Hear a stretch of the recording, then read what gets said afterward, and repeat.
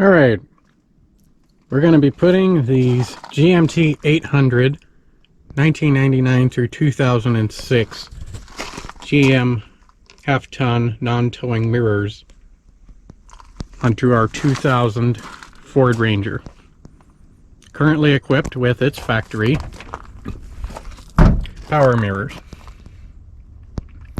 These mirrors in themselves are not that bad. I like these over the flag style 1997 and down.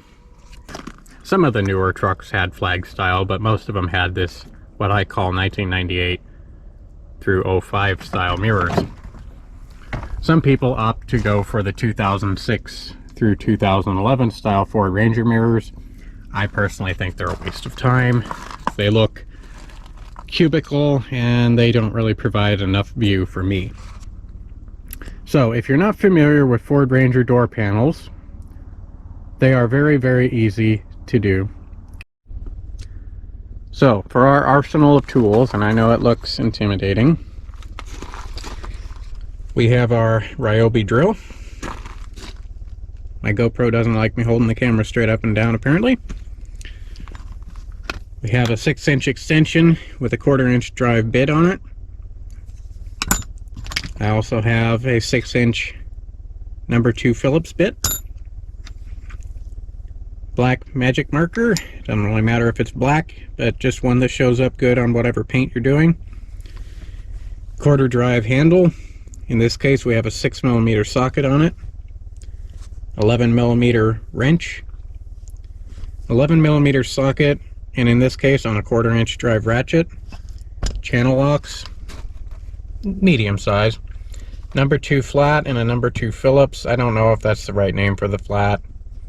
It's about the same size as the number 2 Phillips, so I call it a number 2 flat. This is a spare nut that we shouldn't need. It's off the other side mirror that I already installed. That's the finished product.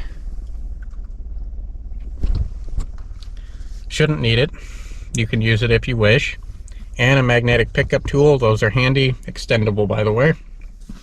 And a magnetic tool or screw tray. Duct tape is really not necessary, just like the hammer that is probably not going to be necessary. Hot cocoa or hot coffee is a plus. I also have my impact driver in case I don't want to use the drill. A drill is more important to have because of the fact we're going to be drilling. We're going to be making a new hole. This camera is annoying the hell out of me right now. I'm going to use both the impact and the drill just because I prefer that method. If you don't have an impact, a drill is fine. That covers all bases just fine. So let us start with removing the door panel. Number 2 Phillips.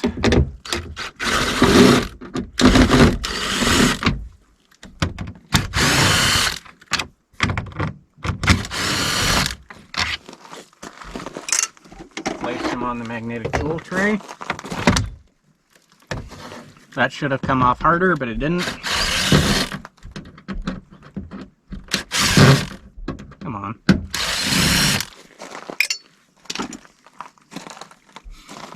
I like to remove these from the door because it gives you more room to maneuver. Pull straight up on the door panel. Very carefully thread this shroud through the door panel. You don't scratch it all up.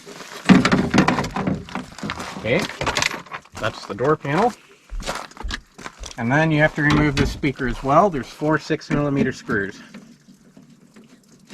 That's actually part of the reason I got the 1/4-inch drive bit for the impact, but it's quick enough and I already had the socket on the driver.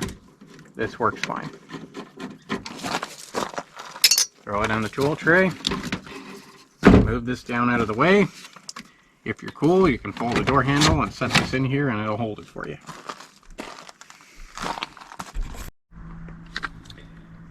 Got my 11mm socket on the end of my impact driver.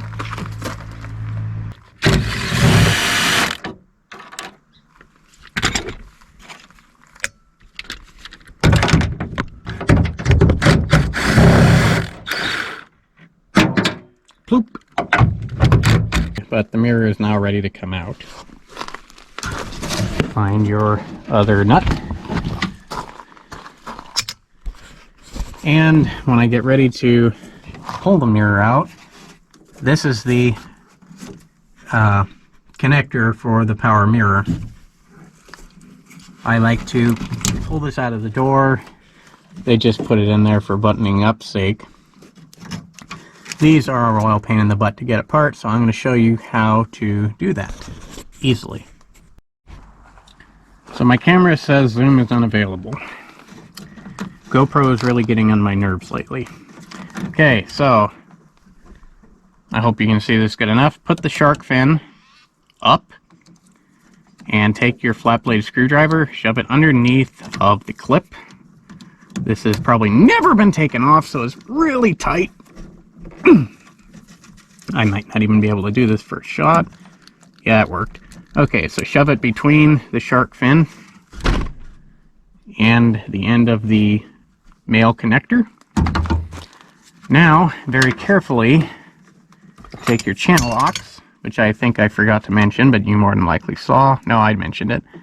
Grab the male connector, and hopefully with one good pull, it comes right off. Trying to fight it by hand is like a 3-hand ordeal. It's a pain in the butt. That's the best method I've found for doing that.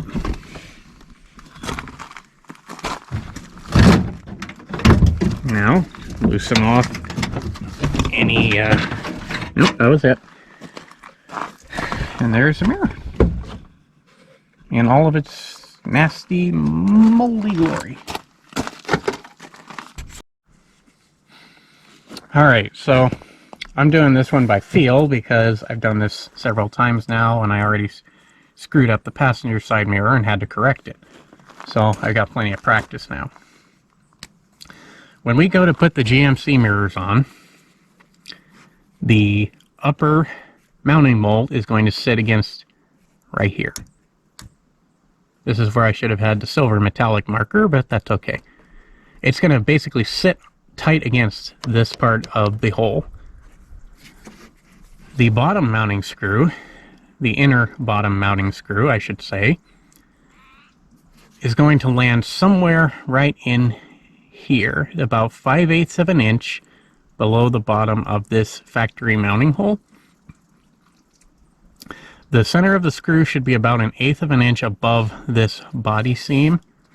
The body seam is where the body starts to round and come back out. So I'm going to say right about here is where I'm going to need to drill, and it also needs to be just off of center, about 1/8 of an inch. This is actually an oblong hole, so the bottom half of this hole, I'm going to say, for lack of a better term, that's where the bolt generally sits, the mounting bolt. So from the middle of this bolt, you come down about 5/8 of an inch, roughly, sometimes 3/4, depending on how you measure it, and then over about 1/8 of an inch. Now I'm going to double check this physically before I drill this hole. And what I mean by physically is I'm going to put the GMC mirror on here. I'm going to get the top mounting hole in here, top mounting stud in here, tight where it needs to be, and then I'm going to bang the bottom stud against my mark. And if my mark is in the correct spot, it should scratch the paint just a little bit right where I marked. If I'm off a little bit, I can correct it. Okay, so while we're here, you do have to modify the bottom of the GMC mirror. You have to cut a bunch of this plastic off.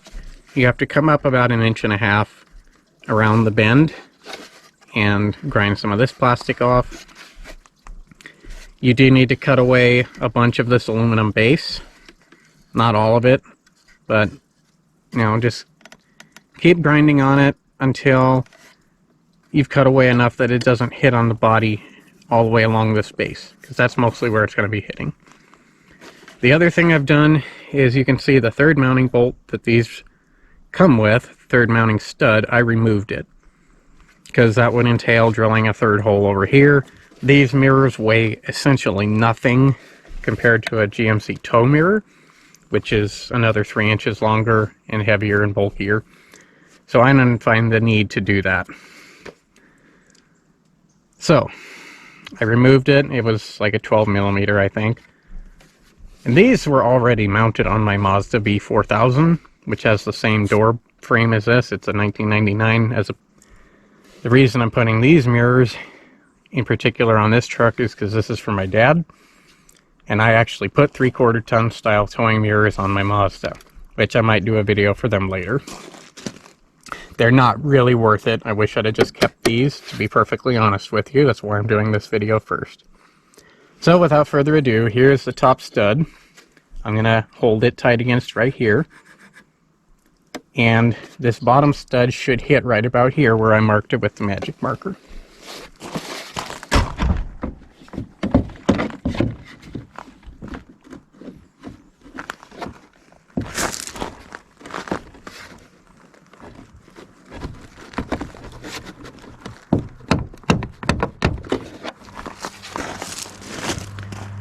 As you can see, I was pretty much dead on. Now, the mark is real close to the rounded seam, so I'm going to drill it just a little bit higher. Like, no more than 1/8 of an inch higher than where it's marked.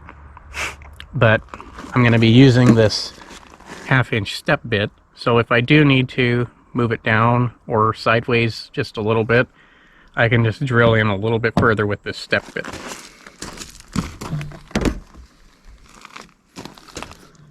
So just up just a little bit. Careful to get a good hole started. The way it doesn't roll around on you too much.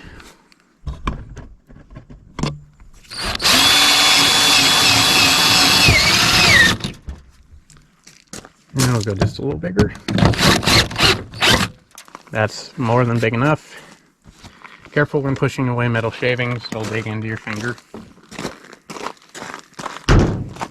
Now, if I did everything right, this should fit pretty snug. Now, from your angle, that may or may not look real good, but I think that's actually pretty much perfect. Top stud's in place. Bottom stud's in place, and it's sticking through far enough this time, the nut will go right on and thread tight. Best way I've found to put the top nut on, because it is a pain to get to, put the nut in the end of your wrench, wiggle your way up through this door. You'll have to come in where the speaker hole is, get it about lined up on that stud, and then just try to start it with your one finger. It's difficult, but if you get it on there straight enough, it should go real easy. The bottom stud is actually pretty easy to do, and then the bottom stud, there's enough room in here that you can tighten it up the rest of the way with your 1/4 inch ratchet. Time to test to make sure the window works.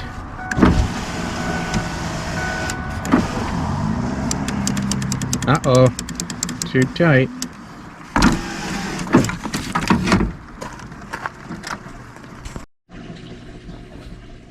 Alright, so there you have it. New one. Let me try to move this a little bit. The field of view is not a huge difference on this mirror. You'll notice it more on the passenger side. But when you're actually driving the rig, you'll be able to notice it a lot better. From the camera, it's kind of difficult to do. Looks wise, I think it's also a major improvement. These have the chrome on them. Not all of them came with chrome. Some of them were just standard black texture like the side. So there you have it. Probably took me 15 minutes total, just because I've done it, well, 4 times now in the last 2 days, between setting my new mirrors and adjusting it and then redoing these today. This is my 99 Mazda with the 3/4 ton towing mirrors on it. Which, by the way, telescope, if that's the right word for it. They are telescoping, I know that's the right term for it. The only thing I did wrong with these mirrors is I forgot. See, I can, there's the top of my window. The window won't go up all the way because I made the bracket too tight, so I'm going to have to pull both of these door panels. Now, if I had wanted to bother, these mirrors have built-in turn signal. This, I'm not exactly sure what it's for. I don't know if it's a rear turn signal or what. These are power mirrors. They also have heated provision as well, but I didn't wire any of that up.